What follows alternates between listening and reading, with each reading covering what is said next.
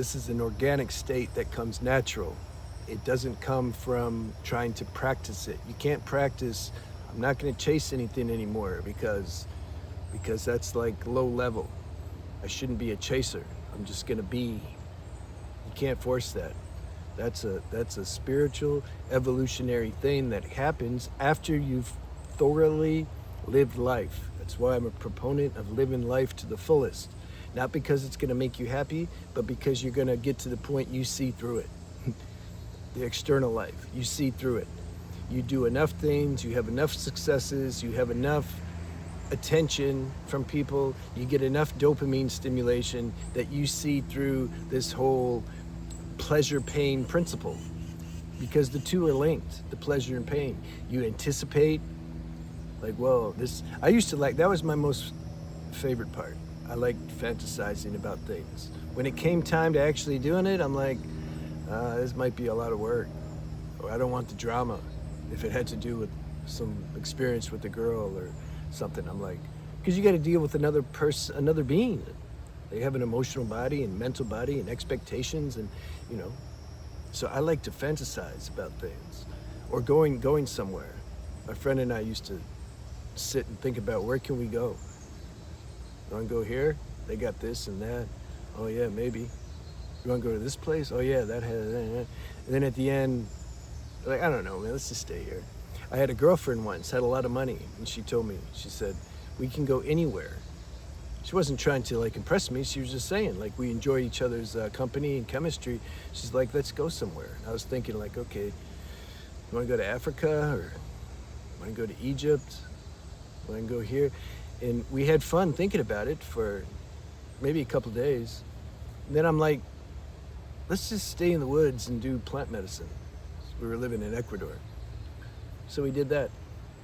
So that came, though, from not sitting in my room all the time, looking at the internet and reading about things. No, it came from going out and doing things, from experiencing a relationship, romantic relationship, from having sex, from going to different countries and seeing the different culture there and how they act, and having sport bikes and sport cars and jet skis and snowmobiles and go-karts. And I used to like to race go-karts. I'd smoke them. So all these things, going to the gym, getting these gains, and then going to the beach and putting coconut oil on, and yeah, seeing how that feels. Doing the whole edging, getting validation from the opposite sex. How does that feel? Doing a little acting, and I liked improv, comedy improv. I like to play dark characters. I was good at that, and seeing how that feels when the audience like gives you attention. Like, wow, you did, like, you could see the effect, like you brought them some pleasure. Or speaking at certain speaking engagements, or speaking at prisons, or rehab centers, and sharing this knowledge, and seeing how people appreciate that, and it touches them. All these things, you do all that long enough. You don't have to do everything in the world. You just do enough things to where you just see how everything works. It's like, I don't need to go to how many countries are there? I don't know, 250 or something. I don't need to go to every country or every beach on the planet to be satisfied. Actually, I went to Brazil, and then I went to India and China. I was pretty much done after that. I felt like I've seen those three countries. I lived there, not just go and spend a weekend or go to the tourist spots. I lived there and for some years, and I was like, okay, it's pretty much all the same now. Because when I went to other countries after that, it wasn't a real big deal anymore. Once you've been to enough beaches, it's like, okay, the beach is the beach, or enough jungles, or enough mountains. When I was in the Himalaya mountains, yeah, I don't need to go to every other mountain on the planet. Now, like, the Himalayas were sufficient. That like encompassed everything. So when you do all that, It don't have to take long. You make a list of what you want to do that actually has some strong energy behind it, that you feel like, I need to experience that. Then you go do all those things. And here's the thing. When you start doing these things, you pay attention to the process. You see how it works. The anticipation of it, which again, for me was usually the best part, and then the actual experience of it, and then you'll derive some pleasure from it. Usually, sometimes it will suck, but usually the thing that you want to do, once you go do it, you'll get some pleasure, okay? Then the pleasure don't last. This is the cycle. It starts to fade, or it gets boring, or it changes and becomes painful. The pleasure becomes pain. And then you're left with the craving, another craving, like, well, what's the next thing? I got to do something else now. That's the process. Those are the principles of the pleasure pain cycle. Anticipation, experience, then it fades, and then you're left with the craving again. Because you're in a state of evolution where you're deriving your aliveness or a sense of well-being from things outside yourself. But it's designed, creation has designed this to not, that won't work. It makes it not work because of the cycle I just explained. Anything out here, it will fade. It won't last. So you see that enough times, you see through it. So automatically there starts to become some transcendence. It doesn't get you anymore. Like you can't get high off some superficial, temporary, euphoric thing anymore because you've done it enough times. You're not chasing the dopamine stimulation anymore. You used to like dopamine. Well, yeah, this is a, it gives you a good high. But now you can't extract juice from those things anymore. It's like it's dried up. Or the dopamine doesn't feel good anymore. It just makes you restless. It's like there's too much sugar in your nervous system or something when this chemistry gets released. It used to feel good, now it doesn't. That's called organic transcendence. Now then there'll be probably kind of a flat period you'll go through. Because the mind, the old patterns are gonna be resisting this next level. Because it's used to stimulation and go, and identity and more experience. So then once that kind of just dissolves, it's going to be left like, what am I going to do now? What can I do now? Like, there's nothing to do. Like, I'm bored. All the restlessness is going to start to come up that you were temporarily sublimating before via doing all these activities. You weren't dissolving the restlessness then. You were just kind of diverting it.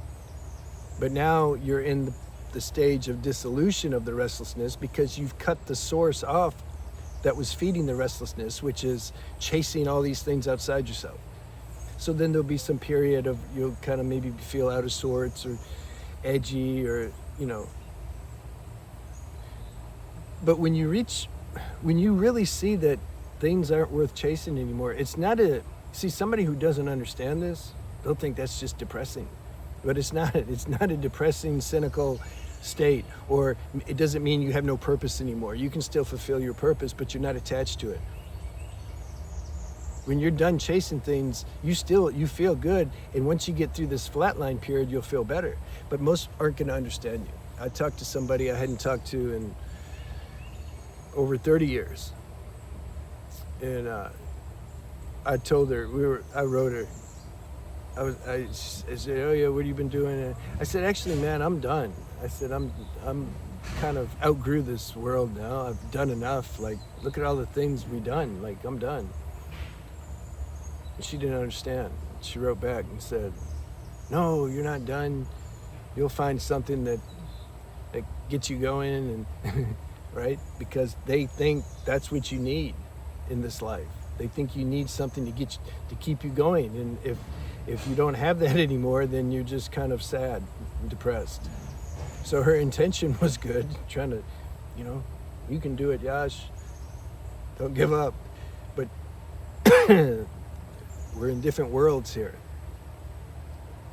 This is why the planet's kind of crazy. You have all these different worlds, different stages of evolution trying to speak to one another, and And you can't, a lower world can't understand, if we're going to use the language of duality, a higher world.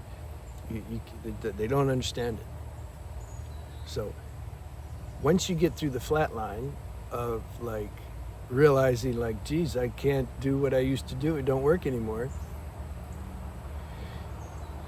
you start to become reacquainted, you can say, with your true just nature of being. You just being. You start to enjoy quietness. You start to, your tolerance for like too much external noise goes down. You may find yourself, you don't want to watch as many movies as you used to. You definitely don't want to scroll on this ridiculous internet all the time. That's just constant dopamine stimulation. You may listen to music less. You kind of just want to cut all that. Automatically it happens. You want more downtime. You want to savor those times when you're not busy, because you still have to do stuff. You're in the world. I'm like amazed how much time is spent just having to exist. Take a shower and eat and do laundry and go get food and drive your car and walk the dog and get groceries. And it's like all these things, man. Take a shower, do your hair, get the gains. There's so many things, and we haven't even, that's just to exist, just to sustain existence. I don't know how many people actually think about that. I think about it. Imagine we didn't have any of that stuff. We're in astral realm. You don't need to do any of that. You have time, you can just contemplate. You can just sit and be.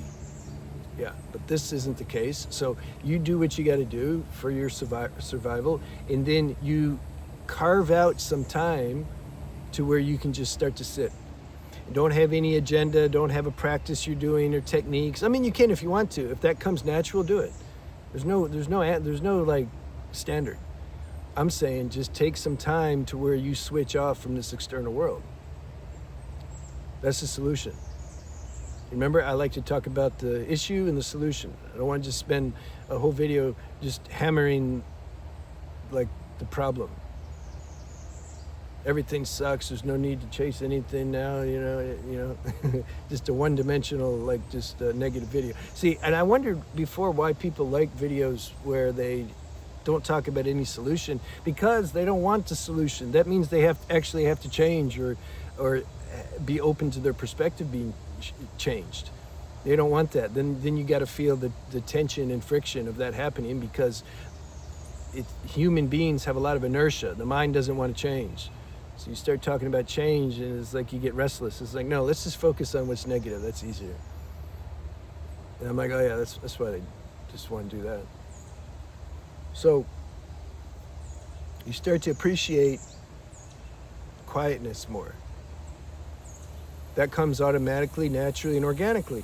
These things have to happen organically. There's not a technique or a class you're going to take or some special diet or something that's just going to throw you into that state. You have to like go through the process. Another thing that happens, even spiritual, you stop chasing spiritual things. The concept of awakening and enlightenment, or thinking like I'm awake now, all that stuff gets stupid after a while. It's just boring. You stop chasing experiences. You stop trying to, see the blue lights in the meditation, or chasing the bliss or the ecstasy, or cities or powers. Like that stage also, you realize, wait, that's the same thing as chasing external things, just now I'm chasing more subtle things under the guise of spirituality. You stop chasing anything, because you realize it's all impermanent. You can't see lights all the time. You couldn't function in this world. Okay, if you need to have a couple experiences where you astral project or you see the next realm, I understand. I did. I did. I wanted to know, what is this? Is it real? Does it really exist? Or are people just talking? So I had to experience that for myself. But then that's enough. They get boring too. Visions get boring. Everything gets boring, and it's not sustainable.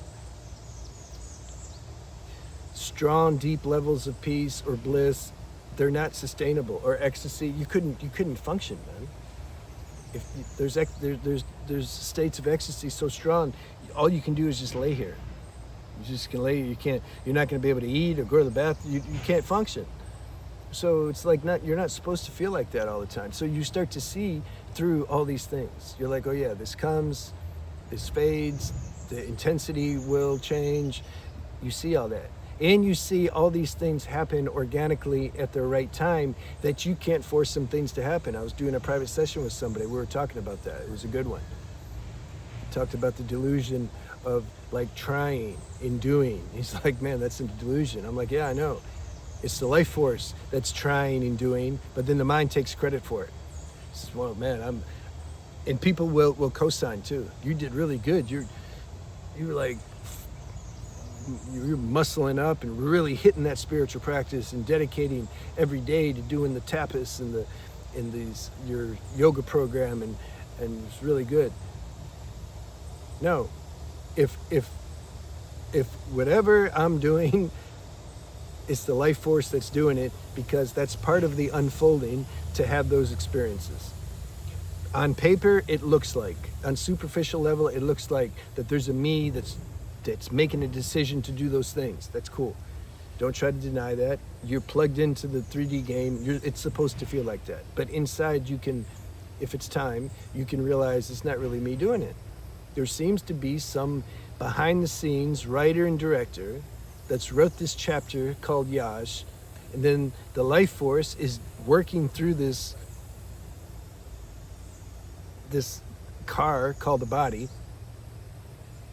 So it like gets all the credit.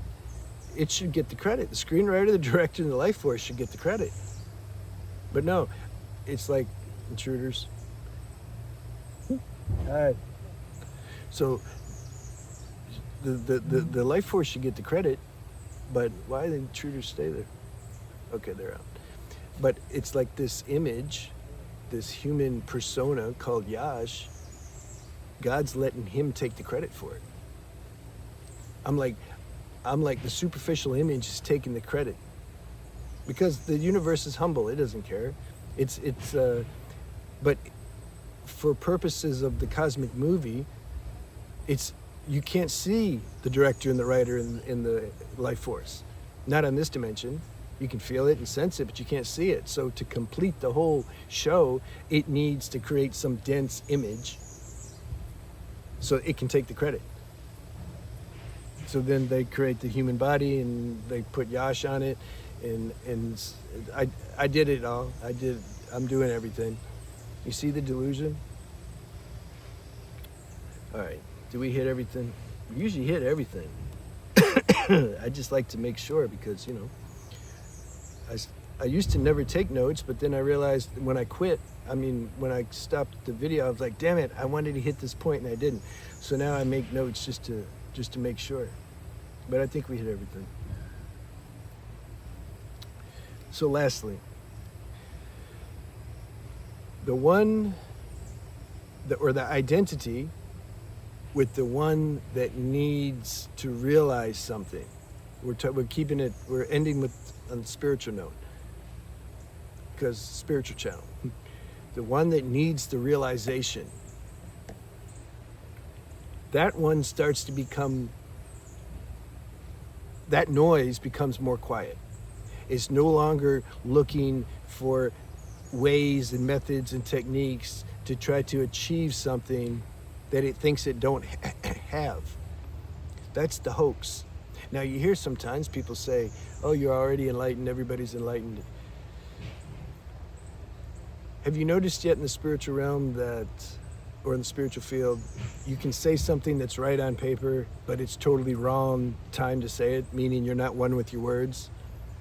You can take the most mystical discourse and you can train a parrot to say it, but it has no power, no vibration. So this channel, we like to debunk those things too, because there's a lot of human parrots out there, but there's no power. There's no nothing. Let's quit saying something you don't even know what you're saying. What were we saying? I forgot. What was the example we were making fun of? Damn it, I almost had it and I forgot. We were talking about how, everybody's always enlightened, right? Okay, we're already enlightened, yeah. our core level, our core essence is not even, it's not even like, it won't even say it's enlightened. It's just very natural. It is what it is. It's a very natural thing. It's the mind who's in delusion that then, from its perspective, its projection, that core principle looks enlightened. They say, well, we gotta get enlightened. It's like, Mr. Mind, you'll never get enlightened. What happens is the personal self starts to quiet down and fade because it like burns itself up. First, it's caught in delusion for all this, like we were sharing in the video. It's a doer and accomplisher, and please feed me attention, and I have all these goals, and I need this and need that, and obsessed with the body and self-image, trying to get these gains that you never get. See, it's obsessed with all that. So in time, that burns itself up. So then at some point, it just naturally like becomes quiet. It's like tired. It doesn't want to do that anymore. And deeper wisdom kicks in and sees through these things. So number one, you're tired of doing it. And number two, you have the wisdom to see through delusion, so you don't do the delusion anymore. And that's external level and also the spiritual level. Once you have enough spiritual experiences, you also don't chase those anymore either, because you know they're experiences and they fade the same way, just like these external experiences. So as that quiets down, this whole hypnosis that we're in, then our deeper core essence can start to shine through, and then maybe somebody will say, wow, this person's awake. But you've already saw through that mechanism because you did it yourself in the past. You're like, oh yeah, I remember that. They think I have something they don't have because they're in delusion, but they don't know they're in delusion, and you see how the whole thing works. Evolution's taking care of this. The apples on the tree, they don't need techniques to get pure and ripe and fall off. Well, we don't either. So then what's the point of sharing? Because this is the unfolding. This is what's happening. Books get written, things get shared. I have books. You can see my website if you want. I have good ones. Things get shared because that's part of the unfolding. That's why I don't have any special agenda, like I'm trying to help the people. No, the unfolding takes care of that. It writes the books, it makes the videos. Those who are ready are the ones that get helped the most. You have different levels of help. Those who are already know these things, but kind of that knowledge is maybe dormant or sleeping, these videos and books help them the most because it activates what you already know. For other people, they kind of like the vibration and energy. They just kind of groove off that. That's cool. Enjoy. So I think we covered everything. And yeah, I might make a video for my other channel. I haven't made one in a few months because had to rehabilitate, man. I got too tired.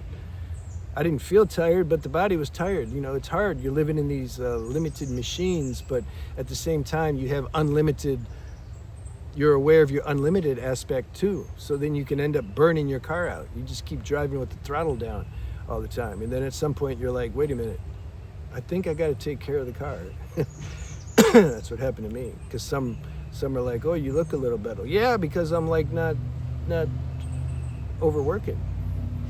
I can overdo things super easy. Some people, everybody's on either one or the other side of this coin. Either you underdo, you're more kapha by nature, kind of lazy, procrastinate, yeah, I'll do it tomorrow, or you overdo. I think this channel attracts more of those people. I'll do everything right now. I got my to-do list, has 20 things on it. I'm gonna do them all. I'm gonna work 20 hours a day.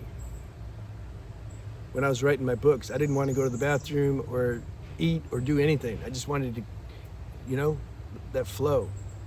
So now that came to a more of a homeostasis now. My last video, I don't know if that's out yet. It should be. I talked about that. You can't rest till you're done. If you got things, unfinished business, that's the season and stage in your life. You need to finish all that. I'm not saying to go crazy like I did, but if you can't help it, you can't help it. You know, we all have different archetypes and characters, and we do what we do. In the end, it's all good. We're all going to reach the same spot. Even your murderer is a future saint. I was talking about that too with the private session. because in the end, may not be this lifetime, although there are stories where Milarepa is a good one.